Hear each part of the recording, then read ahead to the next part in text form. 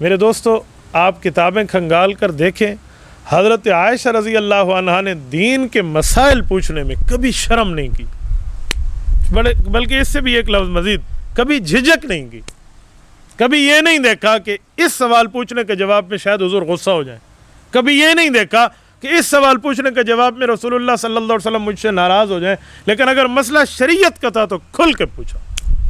عام طور پر بعض واقعات ایسے بھی آئے کہ جب بندہ بات کرتے ہوئے ہچکچا کہ اب وقت نہیں ہے، اب حالات نہیں ہے اس سوال کا، حضرت عائشہ اس وقت بھی سوال کرتی تھی۔ میں اس کے 2-4 واقعے آپ کو عرض کرتا ہوں۔ ایک موقع آیا، اللہ کے رسول صلی اللہ علیہ وسلم سے بیویوں نے کسی مسئلے پر گفتگو کی تو حضور پاک صلی اللہ علیہ وسلم بیویوں سے قدر ناراض سے ہوئے تو حضور علیہ الصلوۃ والسلام مسجد نبوی کے ساتھ ایک حجرے میں تشریف لے گئے۔ فرمایا 1 مہینہ میں ان کے پاس ابھی نہیں جاؤں گا۔ اسے کہتے ہیں واقعہ ایلا، علیحدگی کا واقعہ۔ طلاق نہیں تھی، ایلا تھا، کچھ عرصے کے لیے علیحدہ ہوئے۔ وہ مہینہ اتفاق سے 29 دنوں کا تھا۔ جب 29 دن پورے ہوئے اللہ کے حکم سے حضور گھر تشریف لے اور سب سے پہلے حضرت عائشہ کے گھر آئے۔ حضرت عائشہ رضی اللہ تعالی عنہ نے، اب دیکھیں 1 مہینے بعد ملاقات ہے، غصے کی وجہ سے آپ علیہ السلام باہر تشریف لے گئے اور 1 مہینہ گزار کے واپس آئے ہیں۔ اس موقع پہ اللہ کے رسول صلی اللہ علیہ وسلم سے حضرت عائشہ نے فوراً پوچھا، وہ عزت احترام کیا، گھر آئے، بٹھایا، خیر خیریت پوچھ کے فوراً پوچھا۔ آپ نے فرمایا تھا آپ مہینہ باہر رہیں گے، آپ نے تو مہینے سے 1 دن پہلے آپ واپس تشریف لائے ہیں، کیا وجہ ہے؟ حالانکہ یہ موقع تھا، اس موقع پہ بندہ نہ پوچھے، شاید غصہ ہو جائے، لیکن پوچھنا تھا۔ تو حضور نے فرمایا عائشہ کبھی مہینہ 29 دن کا بھی ہوتا ہے۔ اچھا، دیکھو ان کے سوال پہ امت کو مسئلہ سمجھ آ گیا کہ 30 روزے بھی ہو سکتے ہیں، 29 بھی ہو سکتے ہیں، ورنہ تو ہم کہتے 30 ہی کا مہینہ ہے۔ یعنی ایک سوال پہ رسول اللہ صلی اللہ علیہ وسلم کی کوئی نہ کوئی شریعت کا حکم صادر ہوتا۔ تو حضرت عائشہ اس موقع پر بھی پوچھا کرتی تھی۔ ایک دن حضرت عائشہ کہتی ہے میں نے اللہ کے رسول صلی اللہ علیہ وسلم سے تفسیر قرآن کا سبق پڑھ کے یاد کر چکی تھی۔ ان میں ایک آیت تھی جو میرے ذہن میں آئی اور مجھے بہت تسلی دی اس آیت نے قیامت کے بارے میں۔ آیت کیا تھی؟ فَسَوْفَ يُحَاسَبُ حِسَابًا يَسِيرًا۔ فرمایا ہے کہ انسان اللہ کے راستے، اللہ کے پاس آئے گا، قیامت میں دربار خداوندی میں آئے گا، اللہ اس کا حساب آسان فرما دیں گے۔ فَسَوْفَ يُحَاسَبُ حِسَابًا يَسِيرًا، آسان حساب لیا جائے گا قیامت میں۔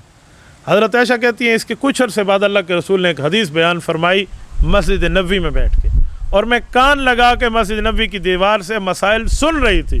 حضور گھر آئے تو میرا سوال تیار تھا۔ وہ حدیث کیا تھی؟ حضور علیہ السلام نے حدیث بیان فرمائی من حوسب عذب، جس سے حساب لیا گیا نا بس وہ عذاب اور بربادی میں مبتلا ہو گیا۔ کہتی میں نے فوراً پوچھا یا رسول اللہ یہ آپ نے کیا فرمایا؟ آپ نے تو مجھے قرآن کی تفسیر میں سبق پڑھایا، اللہ فرماتے ہیں فسوف یحاسب حسابا یسیرا، جس سے حساب لیا جائے گا آسان حساب ہوگا، اور آپ نے اب فرما دیا جس سے حساب لیا گیا وہ برباد ہو گیا، یہ کون سا آسان حساب ہے؟ تو حضور نے فرمایا عائشہ اس کی تفسیر کا مطلب کچھ اور ہے، اس حدیث کی بات کا مطلب کچھ اور ہے۔ یا رسول اللہ ارشاد فرمایا آیت کا مطلب ہے کہ سامنے عرض حساب ہو، اور اس کا مطلب ہے تفتیش حساب ہو۔ عرض حساب کسے کہتے ہیں؟ تفتیش حساب۔ بندہ اللہ کے دربار میں پیش ہوا ہے، بھئی اس بندے نے 50 سال زندگی گزاری ہے، 50 سال کی نمازیں فرشتے کہیں گے یا اللہ پوری ہیں، روزے جی پورے ہیں، یہ اس کے حقوق جی پورے ہیں، ایسے آتے گیا اعمال نامہ جی ٹھیک ہے ٹھیک ہے۔ یہ ہے فسوف یحاسب حسابا یسیرا، آسان حساب۔ اور جو میں نے فرمایا، اللہ کے رسول نے فرمایا من حوسب عذب، حساب لیا گیا تو بندہ برباد ہو گیا، پکڑا گیا، وہ یوں نہیں ہے، وہ یوں ہے کہ جب اس کے اعمال نامے پیش ہو رہے ہوں گے اور کسی بات پہ پکڑ کر دی جائے کہ روزے تھے اخلاص والے، نمازیں تھی اخلاص والی، اس کے حقوق اس نے کس طرح ادا کیے تھے، اپنی مرضی سے یا کسی اور وجہ سے، اگر یوں پکڑ آ گئی پھر نہیں بچتا بندہ۔ دیکھیں قرآن کی آیت پر اعتراض آیا نا حضرت عائشہ کو تو فوراً سوال پوچھا۔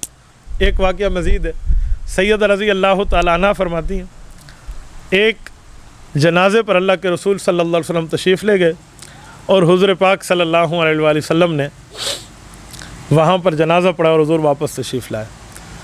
وہاں کچھ خواتین رو رہی تھیں، تو اللہ کے رسول صلی اللہ علیہ وسلم نے فرمایا کہ یہ رو رہی ہیں اور اس کو قبر میں عذاب ہو رہا ہے۔ اور کچھ دنوں کے بعد ایک آیت میں نے پڑھی، حضور علیہ السلام نے آیت کی تفسیر پڑھائی وَلَا تَزِرُ وَازِرَةٌ وِزْرَ أُخْرَى، ایک بندے کا گناہ دوسرا نہیں اٹھا سکتا، ہر بندہ اپنا گناہ خود اٹھائے گا۔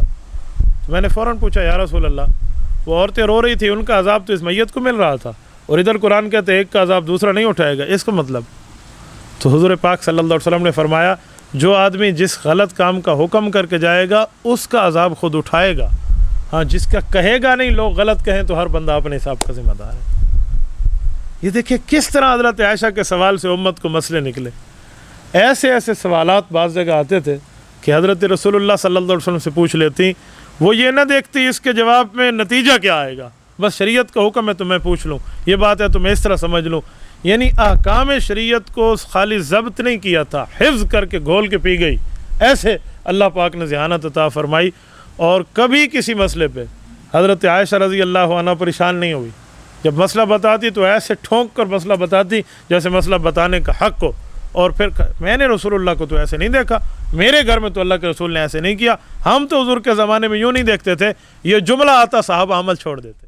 تبارك الذي نزل الفرقان على عبده ليكون للعالمين نذيرا